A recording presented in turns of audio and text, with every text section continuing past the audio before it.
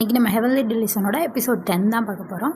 போன எபிசோடில் எப்படி முடிச்சிருப்பாங்கன்னா, அதான் டோக்கியோ ப்ரெக்னெண்ட்டாக இருக்கான்னு சொல்லியிருப்பாங்களா, இங்கே அக்காவும் தம்பியும் இபராக்கி நாராங்கிற இடத்துக்கு போகலான்னு முடிவு எடுத்திருப்பாங்களா.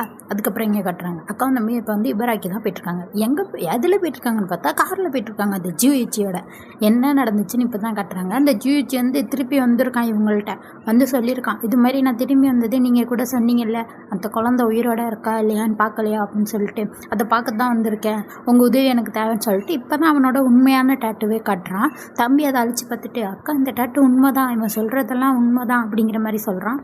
அக்காவும் கேட்டிருப்பா, சரி நீ எந்த இடத்த சொல்கிற அப்படின்னு சொல்லிட்டு மேப்பில் பார்த்தா இவங்க போகிற அதே வந்து இபராக்கி இடத்துக்கு தான் இவனு போகிறான். ரெண்டுமே ஒரே இடம் தான். சரி எங்களுக்கும் அங்கே வேலை இருக்குது, நானும் உங்களுக்கு உதவி செய்கிறோன்னு சொல்லிட்டு இவங்க 2 பேரும் இப்போ காரில் தான் இவங்க கூட வந்துகிட்டு இருக்காங்க.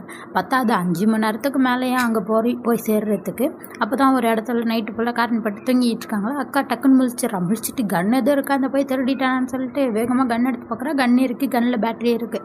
பார்த்துட்டு இவனை பார்த்தா அந்த ஜூயிச்சி நல்லா தூங்கிட்டு இருக்கான். இவன் எதுவும் முழிச்சிருக்கானான்னு எட்டி பார்த்துட்டு இருப்பான். அவன் டக்குன்னு முழிச்சு நான் எதையுமே தெரியல அப்படின்ற மாதிரி சொல்கிறான். இவன் வந்து பின்னாடி மண்டையில் இடிச்சிக்கிட்டு அஜிச்சு அப்படின்னு சொல்லிக்கிட்டு இருக்கான். அவன் ஐயா மன்னிச்சிரு, நான் எதுவுமே தெரியல, இப்போ என் மேலே உங்களுக்கு நம்பிக்கை இருக்கா அப்படிங்கிற மாதிரி கேட்டுக்கிட்டு இருக்கான். அப்போ தான் அக்காவும் சொல்கிறான், நாங்கள் இன்னும் உனக்காக எதுவும் செய்யலை, அந்த குழந்தை உயிரோட இருக்கான்னு தெரிஞ்சுக்கணும், அதுக்கு தான் நாங்கள் வந்திருக்கோம் அப்படிங்கிற மாதிரி சொல்லிட்டு அப்படியே தூங்க ஆரம்பிச்சிடுறாங்க. அப்புறம் மறுநாள் வந்து இங்கே வந்துடுறாங்க அந்த இபராக்கி இடத்துக்கு. இவன் இருந்தான்னா ஒரு ஸ்கூலில் கூட ஒரு லேடிஸ்லாம் ஆட்சி செஞ்சுக்கிட்டு இருக்காங்கன்னு சொன்னானே, அந்த இடத்துக்கு வந்துடுறாங்க. வந்ததுக்கப்புறம் தான் இவன் சொல்லிகிட்டு இருக்கான், உள்ளே போகிறது ரொம்ப ஆபத்து, ஏன்னா மென்ஸை தானே அவங்க பிடிச்சி வச்சுப்பாங்க, அதனால் வந்து தம்பி போக முடியாதுன்னு சொன்னானே. அவன் சொல்கிறான், இல்லை அக்கா மட்டும் போனால் ஆபத்தாச்சே, நானும் வருவேன் அப்படிங்கிற மாதிரி சொல்கிறான். ஒன்று இந்த ஜூயிச்சி என்ன பண்ணுறான், தம்பிக்கு வந்து பொண்ணு மாதிரி வேஷம் போட்டு வரான். பொண்ணு மாதிரி வேஷம் போட்டால் அவன் வந்து அக்காவோட ரொம்ப அழகாக இருக்கான். உடனே அக்கா பார்த்துட்டு, ஏய் நீ எதுக்குடா என்னை விட ரொம்ப அழகாக இருக்க, சரியில்லையே அப்படின்னு சொல்லிட்டு பார்த்துட்டு பிடிச்சிட்டு வந்து இந்த ஜூயிச்சிட்டு கேட்குறான், இது மாதிரி நான் அழகாக இருக்கேனா இல்லை இந்த மாறு அழகாக இருக்கானா அப்படின்ற மாதிரி கேட்டுக்கிட்டு இருக்கா. உடனே அவன் பார்த்துட்டு, நீங்கள் இயற்கையிலே பொண்ணு, நீங்கள் தான் அழகாக இருக்கீங்கன்னு அக்கா பார்த்து சொல்லிடுறான்னா. உடனே அக்காவுக்கு ரொம்ப சந்தோஷம், இப்போ எனக்கு நிம்மதியாக இருக்குது, வாங்க கிளம்பலாம் அப்படின்னு சொல்லிட்டு கிளம்புறா. உடனே தம்பி பார்த்துக்கிட்டு இருக்கான், என்ன தான் வந்துச்சு இவளுக்கு அப்படின்னு சொல்லிட்டு பார்த்துட்டு இருக்கான். 2 பேரும் அந்த இடத்துக்கிட்ட வந்து இந்த பக்கம் போனால் அந்த ஸ்கூல் பில்டிங் வந்துடும், அங்கே தான் இருக்குது, பார்த்து பத்திரமா போங்க அப்படிங்கிற மாதிரி சொல்லிட்டு இவன் வந்து தப்பிச்சு வந்ததையும் யோசிச்சு பார்த்துட்டு இருக்கான். 2 பேரும் அந்த பில்டிங்க்கு வந்துடுறாங்க. பார்த்தா அது உடஞ்சி போய் கிடக்கு. என்னடா இப்படி கிடக்கு அப்படின்னு சொல்லிட்டு உள்ளே வந்து பார்த்துட்டு இருக்காங்க. உள்ளே வந்து பார்த்தா எல்லாமே அப்படி பழுதடைஞ்சி உடஞ்சி போய் யாருமே யூஸ் பண்ணாத மாதிரி இருக்குது. அப்போ தான் அக்கா பார்த்துக்கிட்டு இருக்கா, இங்கே யாருமே இல்லை போலையே, அதோட இப்படி உடஞ்சிருக்கு, என்னாச்சு அப்படின்னு சொல்லிட்டு அப்படியே சுற்றி தேடிட்டு இருக்காங்க. அங்கே பார்த்தா அவங்க பொருளெல்லாம் அப்படியே போட்டபடியே கிடக்கு. தம்பி நடந்து வரப்போ வாளியில் இருக்க தண்ணி வேற தள்ளி விட்றா, பார்த்து வாடா அப்படிங்கிற மாதிரி சொல்லிட்டு இருக்கா.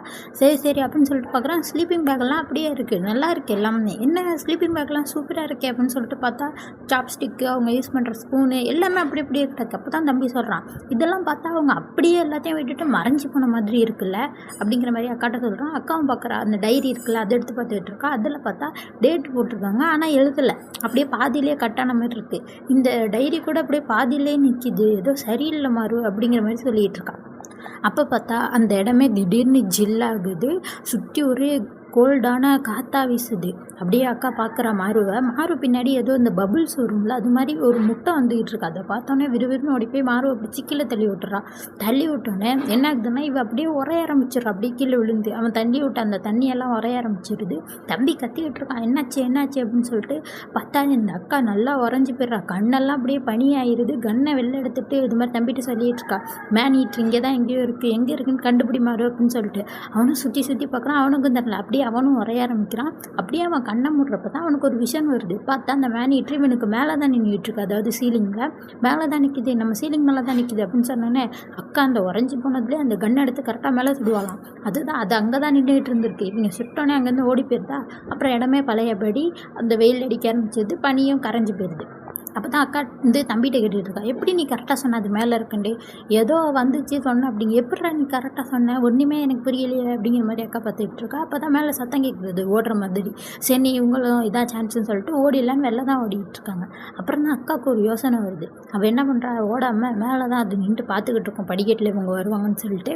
இவள் என்ன பண்ணுறா, ஓடி போய் வாயில் தண்ணி எடுத்துக்கிட்டு, வாய்க்குள்ளேயே தண்ணி வச்சுப்பா, எடுத்துக்கிட்டு வேகமாக மேலே ஓடி வந்துக்கிட்டு இருக்கா அந்த இருக்க இடத்துக்கு. அது இவள் ஓடி வரதை பார்த்துட்டு வேகமாக ஓடி போய் ஜன்னலுக்கு வெளில நின்றுட்டு இவள் வருவான்னு காத்துக்கிட்டு இருக்கு. அதே மாதிரி அவள் இங்கே வந்தோடனே இது ஜன்னலுக்கு வெளில இருந்து அந்த பபுள்ஸ் மாதிரி திருப்பி விடுது. அக்கா இதை கரெக்டாக கண்டுபிடிச்சிடும். அந்த பபுள்ஸ் கொஞ்சம் கிட்ட வரப்போ இவள் வாயில் இருக்க தண்ணியை துப்பிடுவாளாம். அந்த பபுள் என்ன ஆகுதுன்னா அப்படியே அதே இடத்துல உறைஞ்சி போயிடுது. அக்கா இதை பார்த்துட்டு இவ சொல்கிறா, இப்போ நான் அவனோட ஃபார்முலாவை கண்டுபிடிச்சிட்டேன். எப்படின்னா அது வந்து ஒரு குறுகிய இடத்துல ஒரு ஸ்மாலான ஸ்பேஸில் மட்டும்தான் அதெல்லாம் அவங்க கண்டுபிடிக்கிறதுக்கு முன்னாடி ஒரே வைக்க முடியும். இப்போ யாராச்சும் வெப்பன் எடுத்துகிட்டு வேகமாக ஃப்ரீஸ் ஆகிறதுக்கு முன்னாடி இதுக்கிட்ட ஓடி வந்தால் அதெல்லாம் எதுவுமே பண்ண முடியாது, எனக்கு தெரியும் அப்படின்னு சொல்லிட்டு வந்து இவ ஒரே சுடு சுட்டுருவா. பார்த்தா அது 2 பீஸாக செதறிடும். அப்போ ஒரு பாகம் கீழே கிடக்குமா, மாறுவை கூப்பிட்டு இதை கொல்லு அப்படிங்கிற மாதிரி சொல்லியிருப்பாள். அவனும் தொட்டு பார்த்தா அதில் இதே இருக்காது, மெயின் பாடி வந்து மேலே இருந்திருக்கு, அது அப்படியே எஸ்ஐ ஓடிடுச்சு. அதை பார்த்துட்டு அக்கா அங்கேருந்து கிளம்புறா. மாறு கேட்குறான், என்ன அதுக்குள்ளே போகிற, நம்ம வீதியெல்லாம் பார்க்க வேணாமா, தேட வேணாமான்னு சொல்லிட்டு. அப்போ தான் அக்கா சொல்கிறான், மாறு இந்த டவுனில் யாருமே இல்லை, அந்த குழந்தை சேஃப்டியாக இருக்கான்னு பார்க்க தான் அவன் சொல்லி நம்மளை அனுப்புனா, இதான் ஒன்றும் இல்லையே வா அப்படின்னு சொல்லிட்டு போயிட்டுருக்காங்க. அங்கே பார்த்தா ஜிஹெச் வந்து அவனை வந்து 2 லேடிஸ் கூப்பிட்டுருப்பாங்கன்னு சொல்லியிருப்பாங்க. அவங்க வந்து இவனுக்காக ஒரு கீச்செயின் கொடுத்துருப்பாங்க. அதை வந்து பார்த்துட்டே உட்காந்துருக்கான். இவங்க வந்தோடனே எல்லாத்தையும் சொல்லிடுறாங்க, யாருமே இல்லை அங்கே அப்படின்னு சொல்லிட்டு. உடனே இவனை வந்து ரொம்ப சோகமாயிடுறான். அங்கே வந்து குழந்தையும் இல்லை, நான் வெறுத்தவங்களும் இல்லையா அப்படின்னு சொல்லிட்டு சோகமாக உட்காந்துருக்கான். அக்கா இதை பார்த்துட்டு, ஒரு வேளை வந்து அவங்க இந்த பில்டிங் பழசாக இருக்கனால வேறு எங்கேயாச்சும் புது இடத்துக்கு போயிருக்கலாம், அதுக்கப்புறம் வந்து அந்த ஹீரோக்கம் வந்து அங்கே கூடு கட்டி வளர்ந்துருக்கலாம், அதனால் வந்து நம்பிக்கை இழந்துடாத ஜிஜி அப்படிங்கிற மாதிரி அக்கா சொல்லிட்டு இருக்கா. தம்பியும் சோகமாக பார்த்துட்டு இருக்கான். இவங்க